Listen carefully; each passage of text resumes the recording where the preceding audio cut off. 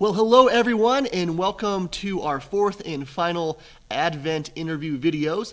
And again, in these videos, what we're doing is we're exploring various family traditions that people have during Advent, which is the time that leads up to Christmas, and really encouraging our families to have traditions that don't just involve food and family, although have those things, those are awesome, but also things that point you to Jesus and really allow us to disciple our family and point them to Jesus as well. And so with us for our final video, as promised in video number one, is my wife, Kate. And so, Kate, I know you and your family, when you were growing up, had some pretty cool creative things that you guys did during Advent season. We'd love to have you just go ahead and share a little bit about that. Yeah, my family, growing up, we had this really cool felt Christmas tree with ornaments that my mother made.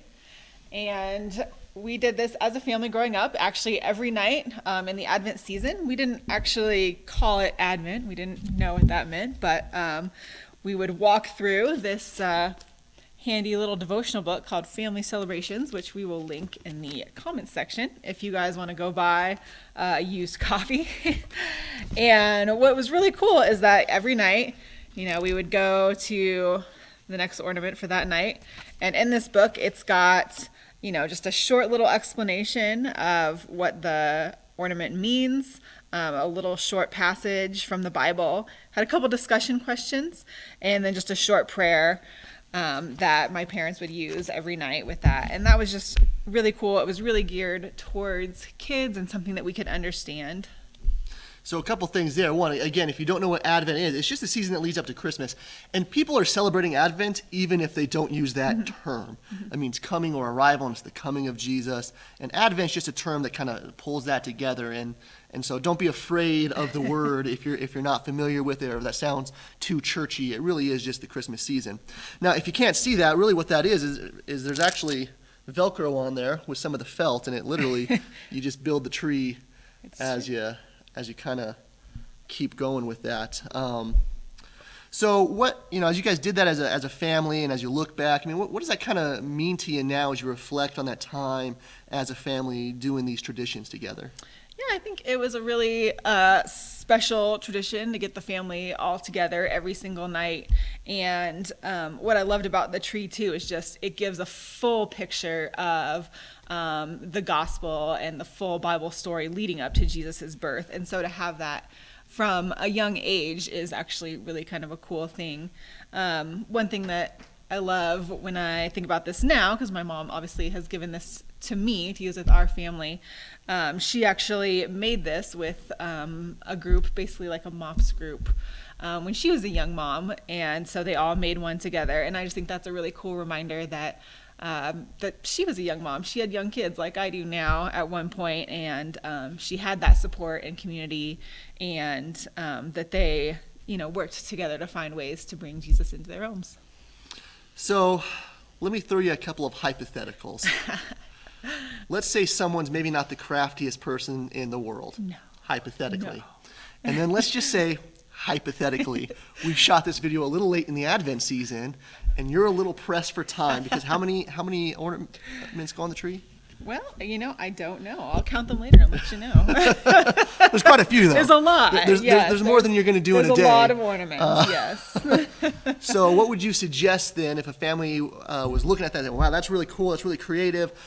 Is there a way we could kind of squeeze that in to this waning Advent season?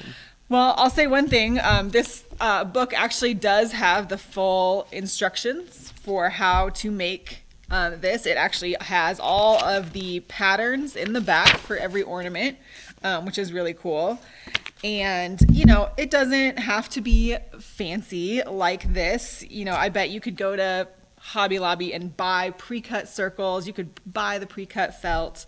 So, find ways to get creative with it. And I think, as you said, it's a little bit late in the game here, but doesn't mean you can't have it for next year. So one idea is you could, get your family together, let the kids help cut out things to the best of their abilities, and you guys can make it together, and that'd be really cool. Or, try to get a group of moms together and maybe pitch in on supplies, and you guys can make kind of a fun Christmassy morning, craft morning out of it, and you guys can make it together, and then you'll have it for your family in the future. Yeah, it's true. As you build it, you could easily just go over each theme just a little bit and talk a little bit about here's what this represents and do that in one day. You can even do that as a Christmas instead of the jigsaw puzzle. People don't do that anymore, but you know what I mean. So whatever you're doing, you can sit down and you can build something like that. It's true. And I'll say, as we got older as kids, when we got into middle school, high school, things are a little busier. It's much harder to get together as a family every single night. So definitely there were years where Christmas Eve, we're all going through the story real fast, putting the ornaments on, but there was still that tradition, and that's still kind of just a quick review through the Bible story. And again, if you're not crafty, you're like me, and don't worry about that, right? Like, let the kids help, and then they got an excuse of why it looks the way it does. It doesn't have to look good. It's not about that. It's not about making this beautiful thing, although you can do that if you're good at those things. But it's about spending time with your family, saying, let's remind ourselves of what's important during this season, which again is really what these videos are all about. And so as you look back to the videos, and of course they'll be on our Facebook page and on our YouTube page for years to come, you can look back and you can try some of these new ideas or repeat them. But I really encourage you. I think there's just something so powerful that happens when we as parents or as grandparents pull the family together and say, you know what, this is who we are. It's not just something that we do in the church walls. We do it in the home, and we say, this is who we are. This is what this season's about, and let's point ourselves and each other towards Jesus. So thank you, Kate, and thank you all for watching.